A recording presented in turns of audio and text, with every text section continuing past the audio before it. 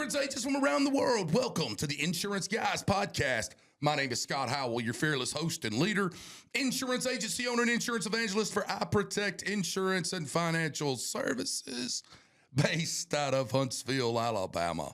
And before we get started on today's episode, please help me welcome. He is a $6 million bull rider from Mobile, Alabama, parade first team All-American, Rivals 5-star recruit, the first man to get a $5.7 million NIL deal to play quarterback at Arizona State. Ladies and gentlemen, please put your hands together and welcome the incomparable Mr. Bradley Flowers. How are you, Bradley? I didn't know that. When did I get that?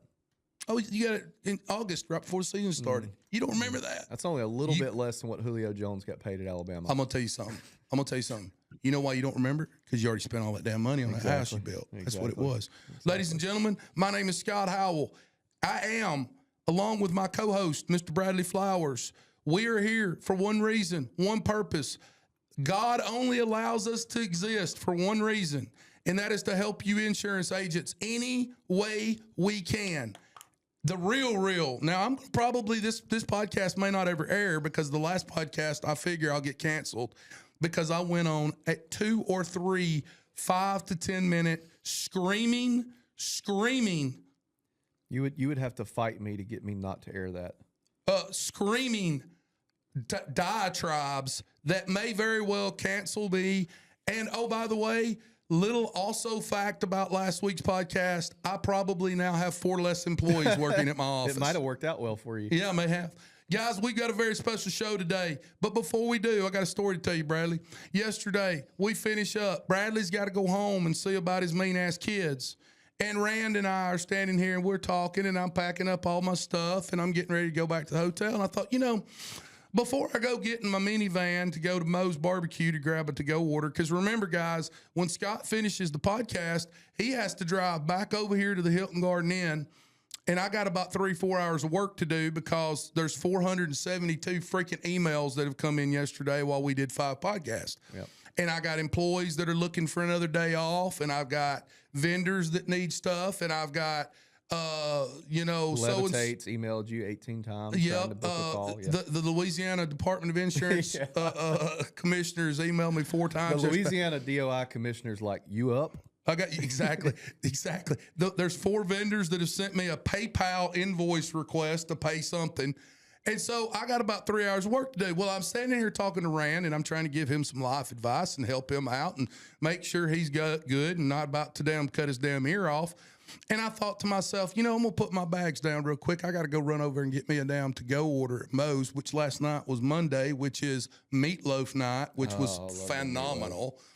And then I turned the TV on. But before I do all that, I thought I'm going to run in here to Bradley's bathroom to the one of the 2 urinals, and I'm going to take a leak before I go. Yeah. I go in there, unzip my drawers, and commence to piss all over myself. I walk into Moe's Barbecue 10 minutes later, y'all. I smell like piss. So did everybody else downtown. You were the only one. I smell like piss. I have literally, and this is no joke, gone out to my vehicle now and dug around to find a bigger shirt to cover up my crotch because I have the dark wet stain all. So you had the sweater tied around your waist like a mom going to jazzercise? No, because I put a triple XL t-shirt on that just covered down to that area, but I smell like piss. I walk into Moe's Barbecue, and I'm standing there ordering my meatloaf because I'm getting ready to go to the hotel, turn my laptop on, and as I'm working, watch Derrick Henry just stiff arm 15 people as the Ravens are about to play. Who did they play last night, Jeremy? Who was it they played? They played Tampa Bay.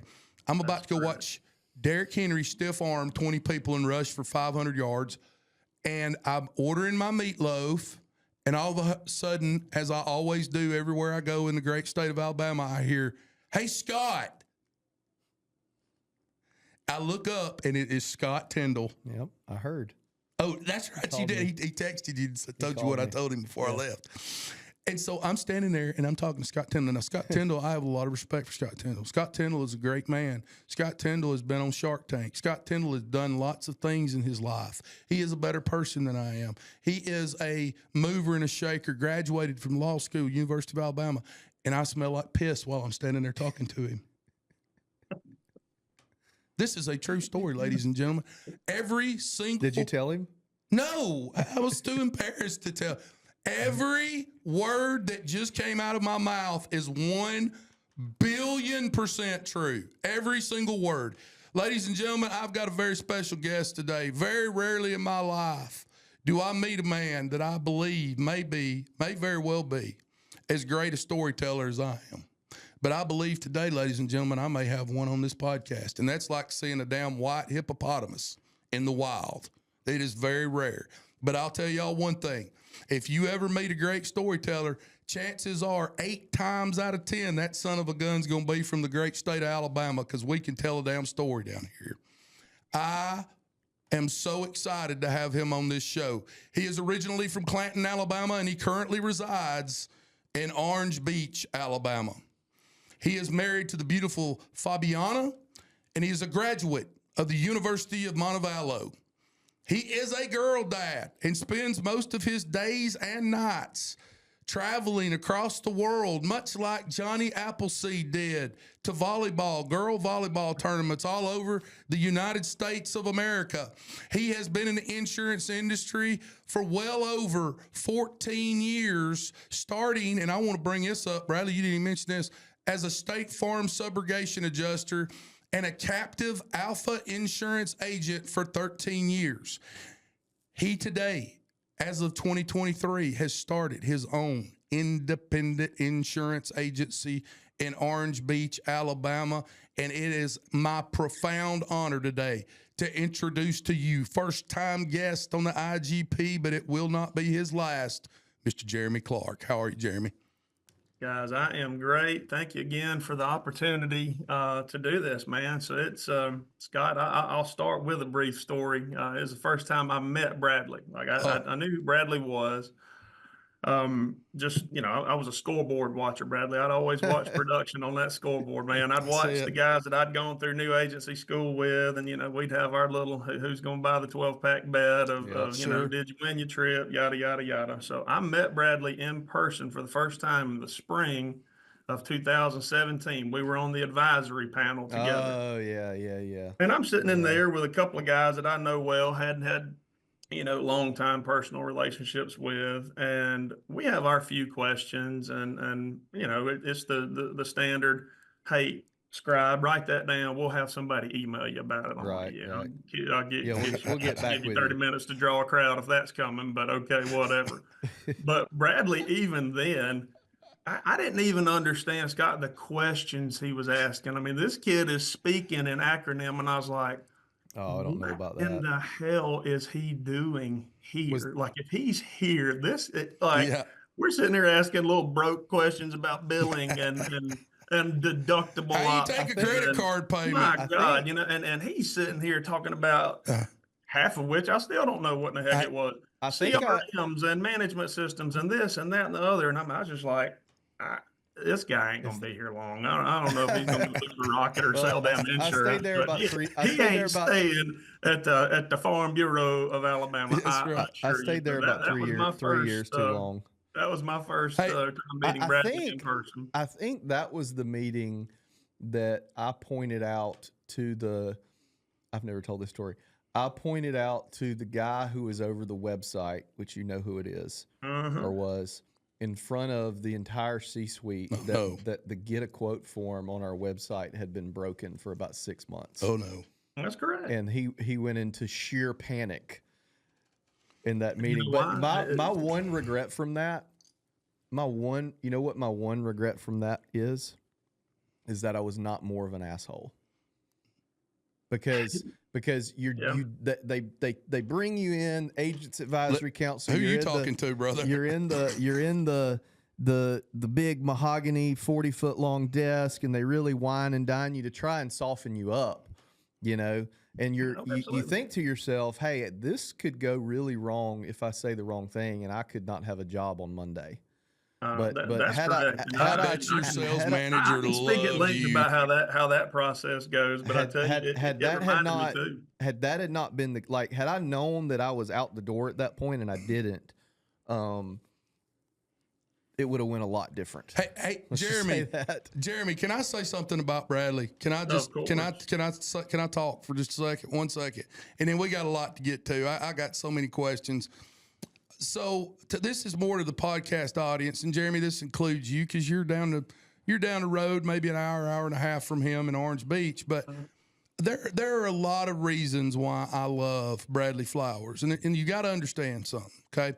Bradley's not a friend. Bradley's family to me. Like he's that little brother I never had, but he's also that brother sometimes I won't beat the shit out of, right? But I'm gonna say this to our podcast audience: I have never in my lifetime met somebody that if you want to figure out how to game something, okay, it doesn't matter what it is. It could be the lottery. It could be how to game the scoreboard, how to, from a creative out of the box, like, okay, Bradley, here's your math equation. I'm trying to figure out how to do da-da-da-da-da-da. This guy right here is the best I have ever seen at figuring shit out. He will figure it out. Now, it may be something you've never thought of. It may be something, and he's not going to do it illegally or anything like that.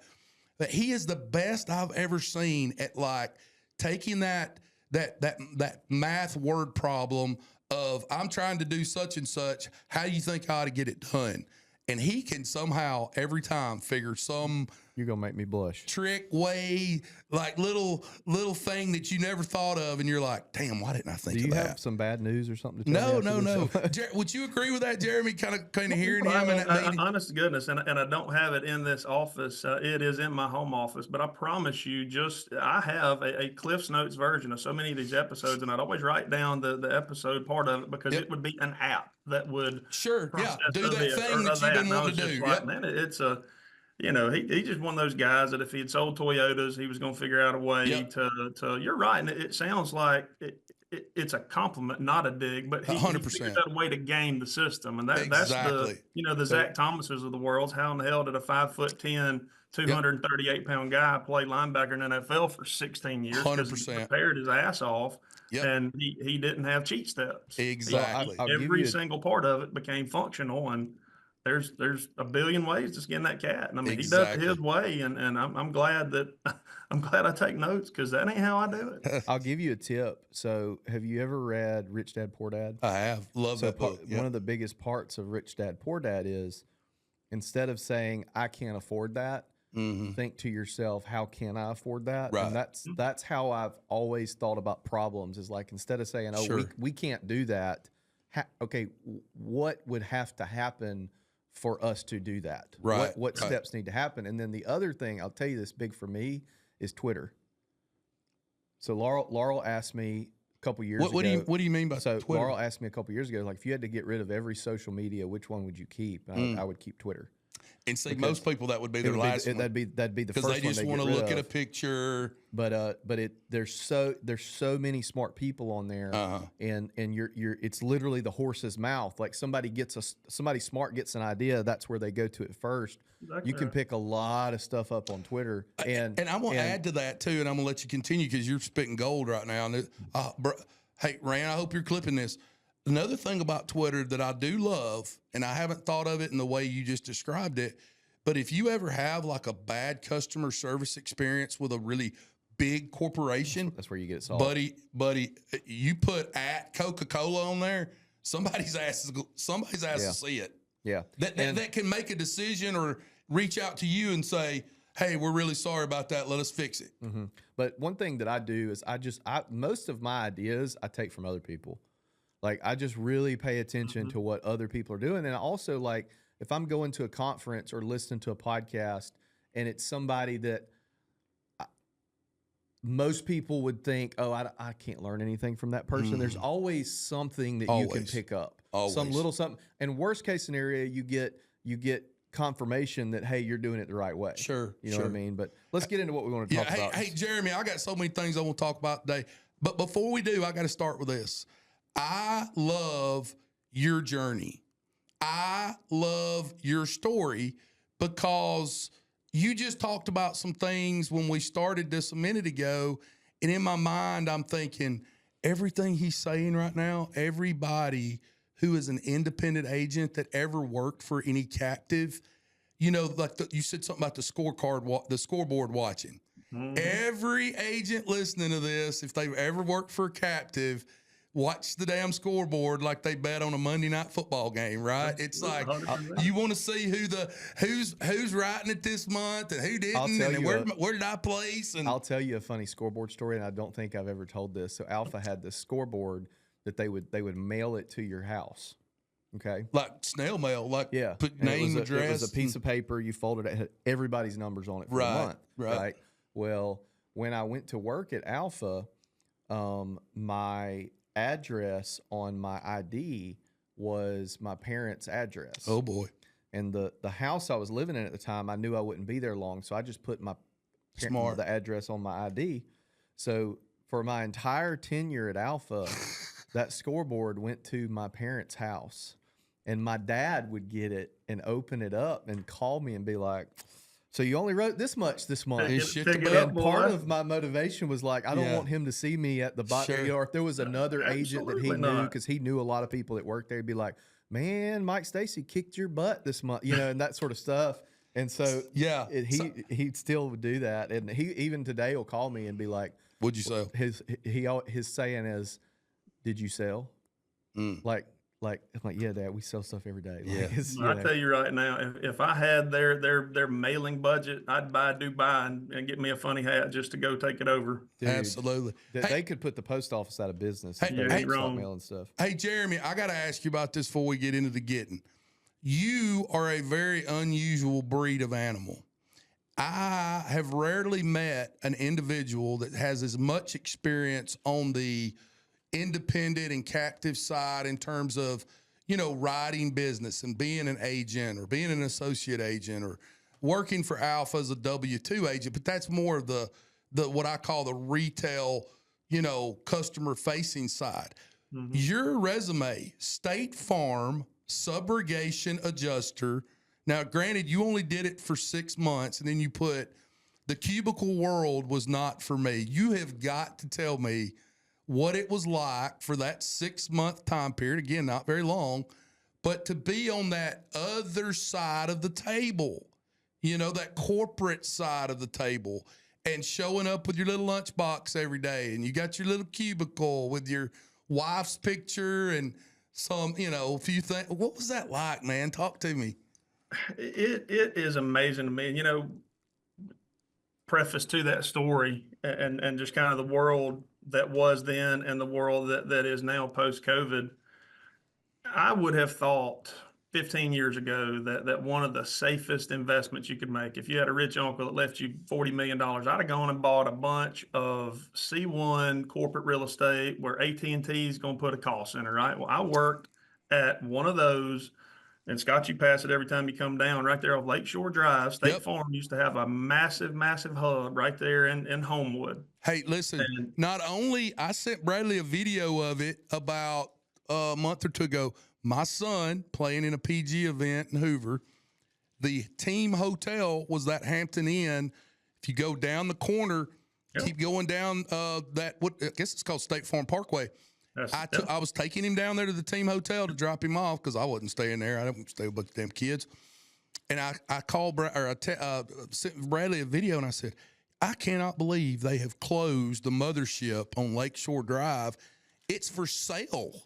That's correct. And I think right now they ain't gonna have a long line of buyers because even I mean, you got to get creative to fill that kind of space. And so many people now, they've gone post-COVID and said, hey, you know what? Right. Jeremy is 91.4% as effective when he works from home, but we'll take that 9% reduction because we just got rid of $1 gazillion in overhead. We'll take 90% and call that $1 billion win. Correct. Regardless of performance of what markets are doing and what their products doing. But I wanted to get in and get my toe in the door because I'd heard it was easier to get a State Farm agency if you Right. had if you approached it from the inside. So I kind of 100%. approached that, as a Trojan horse. Hey, And by the we way, get in by the there. way, Jeremy, stop. Uh-huh. I got to stop you. I was in the State Farm agency owner pool, okay? Mhm. I said what you just said to no less than 10 people at State Farm Corporate, that it felt like all the good shit went to all the State call them Farm internal approved people. agency owners that were coming from internal, Mhm. and they just looked at me like I had damn horns growing out of we don't show any bullshit. That's exactly right. Bullshit. It's kind of one of those things in the oh hell, I can't remember the guy's name, but the movie Sweet Home Alabama, it's like, honey, I'm not dumb just because I talk slow. I mean, I can Correct. observe the things around me, and I'm a note taker. And I Right. don't like taking notes on the phone. I still carry a notebook, and Bradley's fixing to go into DTs right now. But That's right. I got you a various, and they're color coded. Like yellow stuff's work, Sure. white stuff's personal. So I mean, I spend $200 a year in Dude, Staples on notebooks. I ordered Plod. Yep. Did you see their new device they launched? No. It's a necklace that you wear. Shut the hell up, Bradley. It's a necklace. Why do you want to lie on the It's podcast? a necklace that you wear. I'm and it's ordering got that. It's got a button When this is on it. over, when Rand hits stop, I'm ordering that. It's got a button on it, and you hit the button. It's like a life and alert. it transcribes and then sends you the notes afterwards. So here's the thing. So Bradley's handwriting is horrible. All right. No, Jeremy, you don't understand. It's really bad. It's I've really, had really multiple checks that he's written me, and try to go to the bank or do the online banking. bad. They're like, And Redstone Federal Credit Union calls me and they go, "Sir, did a 3-year-old fill this check out? Because we can't even tell from either number, not just the written number. I mean, that's kind of okay. They can't tell anything. They might as well say $1 billion on the check." Yeah. Scott. So I take all my notes Baby boy digitally. married well, and he's done good. That's Sling a right. woman to the That's left right. of it, cash Damn it. You cover kept it. man over here, ain't he? You cover but it. What I think I'm going to do is this device has 8 hours of recording time. I'm just going to let it play in my office, and then it's going to send me a synopsis at the end Every of the day. day of it. Because people come in my office all the time and Sure. tell me stuff, and I'm in the middle of something, and Right. you always think, oh, I'm going to remember it. Sure, yeah. Right? Yeah. And so I'm going to get a synopsis at the end of every day. Here's everything that was talked about, highlight the stuff that's important, and then those Bradley, let me ask you a question. Now, Jeremy, I need some help here. Jeremy just brought up the most salient point that's ever been brought up on this podcast. So we all know that your wife is the golden child at State Farm. She is much better agent than you are. She is. Much better.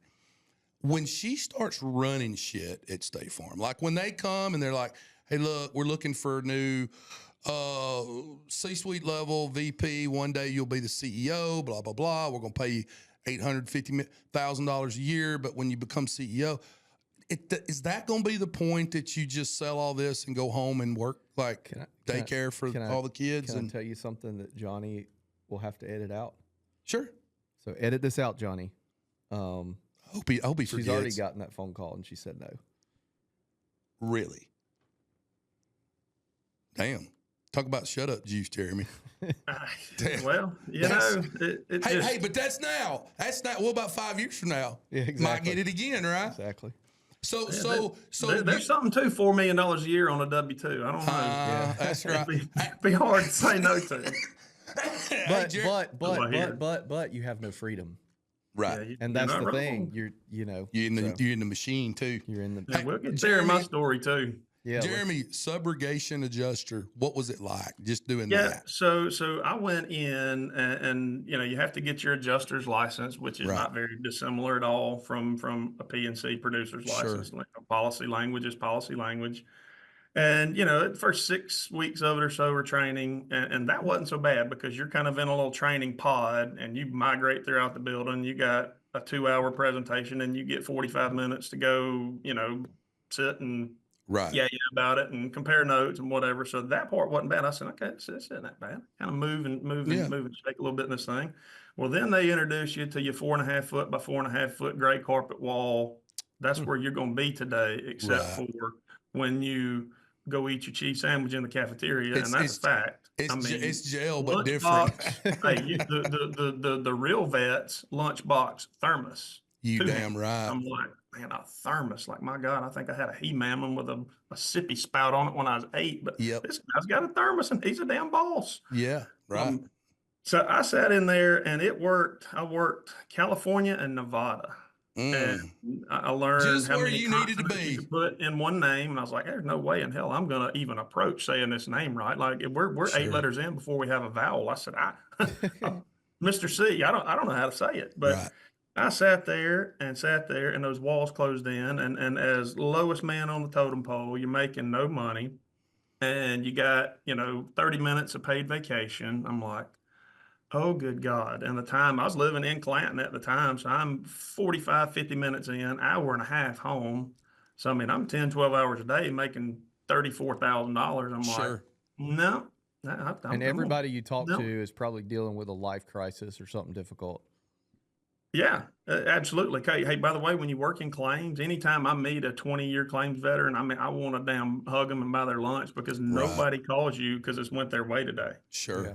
Nobody. Sure. And with this, a lot of times you're dealing with other adjusters, so it wasn't as emotional. I'm sitting here talking to Jim from Nationwide because I'm like, man, it's 2 a.m. I got your guy on my side of the street. And I mean, you'd sit there and you kind of figure out a way to turn it into wins and losses. But at the end of the day, I was like, and my paycheck's still going to be like $987.12.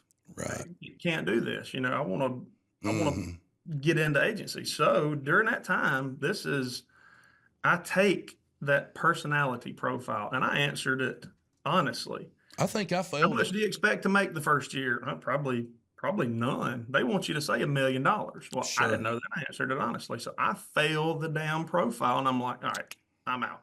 Yep. So I wasn't waiting. They make you wait a year to take it again. I said, I'll not live in cubicle world a year. There's a number to get me in a cubicle, but the number to the left of the second comma is crooked. Right. Yeah. Right. Hey, Jeremy, I got to ask this question. And if we need to edit this out, we can. I have noticed now. I'm not a very smart man. I've been to 2 goat ropings and 3 world fairs, and I've been to the rodeo and I saw the clowns and I even ate a corn dog. And I noticed that your next phase of your life, the next season of your life, Alpha Insurance, W-2 agent, just like Mr. Flowers over here. And then here in the last year or so, somebody at Alpha, don't know who, decided that, hey, we're going to dip our toe in the water of independence. We're going to let our hand-selected group of agents believe in like bigger metropolitan areas become independent. Now, let me say this. I've seen this rodeo once or twice. I was part of one at Nationwide. It's independent exclusive, which is an oxymoron. Exactly. Is this first shot across the bow by Alpha to one day go, hey guys, we got great news. Y'all are all going independent. Is that what this is? Because this is kind of what Nationwide did, a little bit, kind of, sort of. Or is this just a new business model they want to try out? Which one do you think?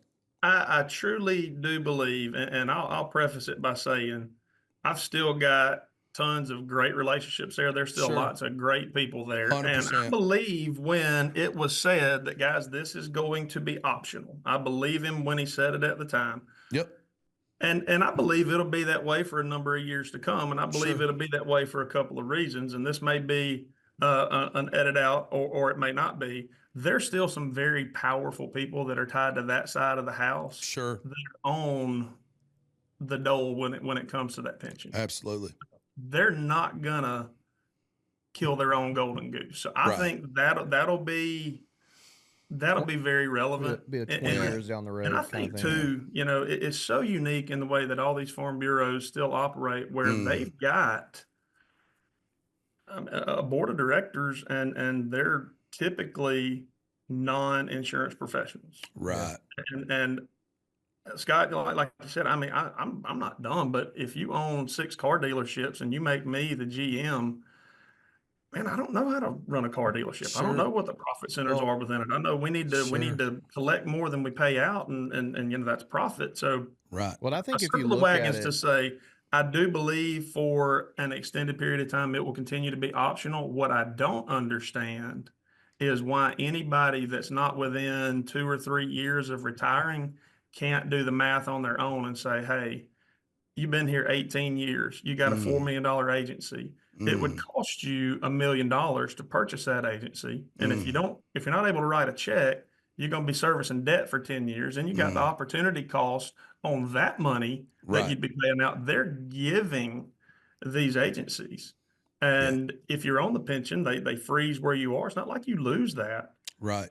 But then, my God, at various phases throughout that program, hell, they'll buy the thing back from you after giving it to you. Mm. And your staff, you still it's still mother, no Mm-hmm. doubt. Their Mm-hmm. rules, Mm-hmm. same products. You don't get a new product suite. Sure. Still got to be open same amount of time, but like really, really, truly, I don't understand. But for the few that are right there up against that retirement date, Mm-hmm. why anybody wouldn't want to do that? I really don't. well, and I But think it's from not a optional corporate, right now, right? It's kind of a hand select go. You know, if you want to do it, that doesn't mean they're going to let you go do the independent contract. That's correct. So to Yeah. begin with, it had to be, and they called them growth areas, and that didn't necessarily mean population centers. It just kind of happened that way. Sure. But now, you know, I mean,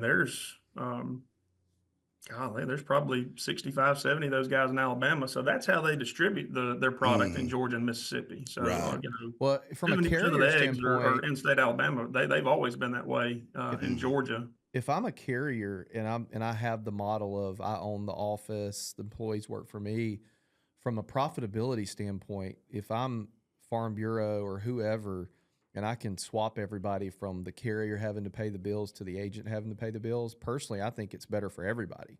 It gives your agent a little more freedom, opportunity to scale. That was my biggest problem when I was there. Like, you have one CSR that doesn't want to be there and you don't sign the paycheck and Right. hey, you need to do this. No, I'm not And doing she'll let this you 'cause know I 8 don't days work a week. very fast. Yeah. Yeah. Yeah. And so, you know, I think if I'm a captive carrier, that's the direction I'm going, because and not only that, like, if you as a carrier can improve your profitability by not having to pay all this overhead, Right.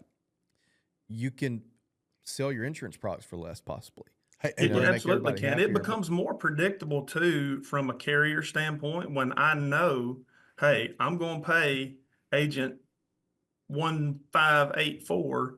I'm going to pay him 10% of whatever that renewal book is, and then I'm going to pay him based on, you know, Sure. what his levels of production are. I'm going to pay him a percentage of what he sells. We no longer care what did rent do. We no longer care did we have Yeah. to replace an HVAC unit or that it Percent. flooded or Yep. the phone service, or you shove all that off. They still hold. It was way more like the State Farm contract. They own the premium. Like, you don't Right. own Yeah. that agency. Chick-fil-A, same way. You don't own Chick-fil-A. You are an owner operator. That's And right. Most people I don't mean, know that. You're not a franchisee. You are a general manager. And what That's did right. you call? What did you just say it was? Owner operator. Owner operator. Yeah, But that's it. you don't own that Chick-fil-A. They can still walk in if it's not run the way they want it run and go, That's you're right. out. We're getting somebody else in There's here. pluses and minuses to both. You know, There are. absolutely are. Hey, by the way, I never, Bradley, I didn't mean to step on you No, you're there. okay. I'll forget this if I don't mention it right now, though. And Scott, I'm very interested in your perspective on this as well, because you lived it with Nationwide. So when it got to the point, and I'd started kind of kicking tires, I was like, not that Sure. I'm stepping over dollars to make dimes, but if I got one A-rated product to sell, and they're damn good at what they do, they are. They're gonna all honey you to death, and there's still a Yep. bunch of people that want to do business that way. You're gonna see a lot of similar faces. Sure. Their claim service has always been, and I think you'd get a number of agents that off the record would put their hand on the Bible and say they overdo it Yeah. in a lot of instances. I mean, Mhm. but circle the wagon to say, like, it just, I knew 5 years in, I was like, I know the business. I've got my sales chops. I know how to do this now. Why would I want one A-rated product when I can have 7? Choices are a good thing. 20. Yeah. And, you know, Scott, I mean, Nationwide kind of same way. And this is one of the rabbits we'll skin when I get to come visit with you. Nationwide did what they did for a reason. They're not dumb. Right. They didn't get to be what they did. They allowed you guys to step out in the space that you did where, hey, Scott, if you want to go get a contract with 6 of our biggest competitors on the commercial side, go get it. Send us what fits us and go run a business. So I only view it from my perspective on the agency side, and I have W-2 and I have IE, view, but I don't understand why, number one, the company wouldn't require it over X period of time, and number 2, why somebody that is successful can't see that benefit. And there's some good friends of mine that have fantastic agencies. They're badasses at what they do, and they agonize over it. And I was like, they're giving you a $1.2 million asset, giving it to you. Then they're going to buy it back from you, and you're going to make more money, and you can do it your way. I'm still going to ask the staff the catch, though. to do something because I'm a nice guy, but that's me saying, I'd like for you to call the late pay on Tuesday, not Monday. Yeah. Sure. And you actually do telling you to do that. Yeah. Here's the catch, though. So I was meeting with a former captive agent who had just left her captive company 2 weeks ago, sitting in my office. And I have the attitude towards, if somebody's wanting to start a competitor, I'm going to help them. Hey, there's strength in numbers. I have another ally, and so I kind of took her through, this is our setup. This is what we do, 100% open. And I said, look, here's the thing. Your whole career, you have had someone telling you what to do. Now you're going to start an independent agency, a true independent agency, and you're going to have the freedom. Here's where the rubber meets the road on that. Is now everything falls on your shoulders. There's nobody for you to call. No goalie except you. You are the goalie. And that can be maddening at sometimes when you're like, man, and regardless of what happens in the 4 walls, it's your fault. Yep. Everything's your fault because you are managing that person. But yeah, it's so what took you, you left the company a little over a year ago, I think, and you started and started a truly independent agency. Proud of you. Tell us real quick, because we've got a few minutes left here. Tell us about that process. Yeah. So, it was a amicable-ish parting of ways because of a need for a family move, and they were up front and said, and they were gracious, gave me time to wrap that up. It's not like they kicked me, shoved me out the door, but it was unexpected. Had to make a move, family situation. They weren't comfortable with it. They hold the rooks. We're not going to do this. I said, okay, well, we got to go do what we got to do. So I just started calling carrier reps, and I said, do you know anybody in the Baldwin and Mobile area that would have an agency for sale? I said, I can't go buy an $18 million shop. I said, if you got a corner shop, a couple $1 million in premium, I said, that's realistically what I'm going to be able to jump into. And sure enough, found Ozark Insurance Agency through, it was actually through what was an Alpha agent that common acquaintance of mine and yours. He said, I'd heard this guy might sell. So I picked up the phone and called him. It was, I don't mind telling you who it was, Jacob Poe. Okay. Who's also gone and been phenomenally successful at Southeastern Insurance Group. I mean, he's a stud. But he said, man, call him. I picked up the phone just as I said, sir, you may hang up on me. Forgive me if there's any air of presumption. I heard you might be willing to have a conversation about selling your agency. My family and I are moving. Can I come meet with you? 3 days later, I drive to Schillinger Road, Mobile, and we talked for 2.5 hours, and one-man band, older gentleman that it was about a $1.4 million agency. I said, all right, what have you got to have for it? And Can I ask what he told you? Yes, sir. Can I ask what he told you? Yeah. He 1.5 times. There you go. That's right where it needed to be. Yeah, that's good. I said, if you'll hang on, I'm gonna go get you a deposit Yeah. check from this region's right up the road. So you went that day and gave him a deposit. And I'll be back. And look, 90% of that was admitted business. I'm like, oh Hey, my God. By the way, you realize had Scott followed this exact, You would have got cussed out. I would have gotten in a cuss fight with Ozark Insurance's receptionist. I would have hung up on her. And we never would have talked. But Jeremy, I got to run. But last question before I got to go. Well, I'm glad he told that story because most people, they leave captive to independent. They try to go scratch, which is what we did, which is really hard. I would never do it again. But I love that you're like, hey, let's buy an agency. Give me that revenue boost. That way I'm starting with a base. But I also like that you told the story of, I just called him because I get so many questions about how do you find agencies to buy? And I love the fact that you just picked up the phone and called him and had a conversation. I just called him, man. And to your point earlier, the best people in this business, and this is not something that's new information, have always been the most helpful. They don't view you as a threat. They do their job. They do it well. Both of y'all exemplify that. I mean, it's the kind of thing where somebody needs to come in here and meet the client, or, hey, if I can save you a trip, email me the Accord forms. I'll get the check and send it to you. Like, I don't view the guy across the street as a threat. He's a buddy. And I think the more strength we have as agents, both captive and independent, I think it just bolsters the profession more than 100%. Then I don't view the guy across the street as a threat. He's going to write his. I'm going to write mine. There's plenty for everybody. Exactly. Hey, Jeremy, I got to ask one last question, and I got to run. Here's the question. You are now an independent, and you have been since 2023, okay, so a little over a year. What have you noticed, just looking yourself in the mirror and then telling this to our audience, what have you noticed that's the biggest change or difference in going from that captive world to the independent world that maybe you really didn't give a lot of thought to before you did it? Or the biggest surprise. Yes, that's a better question. Surprise. I don't think it can be overstated. Bradley, you touched on it just a second ago. I don't think you can overstate how cumbersome. You don't get to be an insurance agent until the bills are paid. Something happened with, the phones. Now I got to call them, and there is no help desk. There is no, you're it. So there've been days where I have worked and worked and worked, and I'm talking got nothing done because I had 9 peripheral fires to manage, and I was like, all right, Tuesday's going to suck. That's going to be a 14-hour day. Right. You have to be, and again, as a small agency with a small staff. Yep.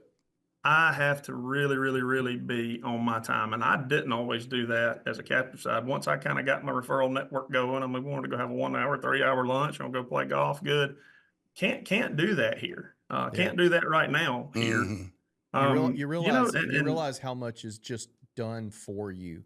That's exactly right. And I miss that 8 days a week. I like having somebody here and there and yada, yada, yada. If I had the full toolbox and I could still outsource all that mess, sure, I'd do that. But, again, and I don't say this with 1 ounce of animosity, tremendous relationship still there. That company was good to me.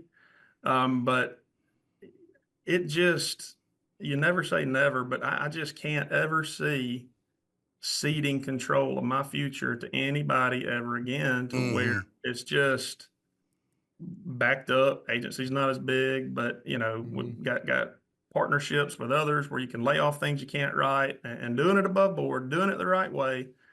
And onboarding those clients where you let them know that, hey, I don't know you're dissatisfied unless you let me know. We're truly a brokerage. We're not beholden to one carrier. I do not have to change the shade of lipstick on that same pig. I don't have to hang my hat on that one tagline. If you don't like the price, we're not going to shop at every renewal. But if it goes up, man, call me. Let me know. We got them all. Never having had that, if you do a good job onboarding them, educating them on what to expect, how to contact you, how this thing's supposed to work, and that you're beholden to them, not the mothership. If you do that part right with the carrier relationships, and Bradley, you can't overstate how important it is to have those here. Sure. Man, if you get them in, you take care of them, you just don't lose them. Right. Yeah. Hey, I got a question for both of y'all. I'm going to close this thing down. So I never think anybody listens to our podcast ever. I don't give it any. I don't look at numbers. I don't talk to people. I'm in my own bubble, my own world when I'm not down here doing what I'm doing right now. And then I go to the airport in Tulsa, Oklahoma, and I'm standing in the TSA line, and somebody will sheepishly walk up to me and they'll say, "Are you Scott Howell? I listen to your damn podcast every single week." Happens to me all the time. My question for both of you, we've talked a lot about Alpha Insurance today. Do you believe that the mothership, the home office, there are people that actually will hear this podcast? Mm-hmm. Or no? I don't know. I have no clue. Yes. I think 100%. And I don't know when this episode will drop, but I'll set the over under at 20. Immediate. Phone calls. Oh my God. I said, hell. I mean, yeah. Hey, Jeremy, I cannot wait to break bread. You call me anytime, day or night. I love you. I appreciate you being on this show. I can tell you're my kind of people. And I cannot wait to connect and go to lunch one day together. I'm going to shut this thing down. Guys, rewards come from action, not discussion. Get your ass out from behind that desk today. Stop doing TPS reports. Stop shuffling paperwork around on your desk. Stop doing a bunch of bullshit unless you have to, unless you're like Jeremy and it's your first year and you just realize the damn phone system doesn't work. Now, I'm going to say this. If people don't know who you are, they will not buy insurance from you. And then you're going to run into them at your kid's damn softball game or the volleyball game or your son's baseball game, and Rand's going to walk up to you and he's going to go, "Scott, I am so sorry. I just saw you and I forgot you sold insurance. My wife and I just bought a brand new house and I bought it from the damn State Farm agency right down the street. I completely forgot that you sold insurance." And that is going to be like Rand kicking me square in my nutsack that day when that happens. Because every time that happens, I don't blame Rand. I blame Scott. Because every single person in Orange Beach, Alabama should look at Jeremy when he walks into a restaurant, look at Jeremy and say, "There's the insurance guy right there. If I need insurance, I know who I'm going to call." Go make money for your wife, for your husband, for your kids' college fund, for your parents that are struggling, your in-laws that are struggling out there like mine do. Go make money for them. Write good business for the agencies and the carriers that you represent every single day. And Bradley Flowers, I love you. Love you too, buddy. Thanks, Jeremy. Good to see you. Thank y'all. Thank you, Jeremy. Looking forward to this coming out. Call me anytime. I assure you I will. I'm in North Alabama. Don't close that. Okay, sounds good. Guys, you were listening to the Insurance Guys podcast, and we love each one of you. Thank you so much for being a part of our family, and we'll see you back here real soon. Take care.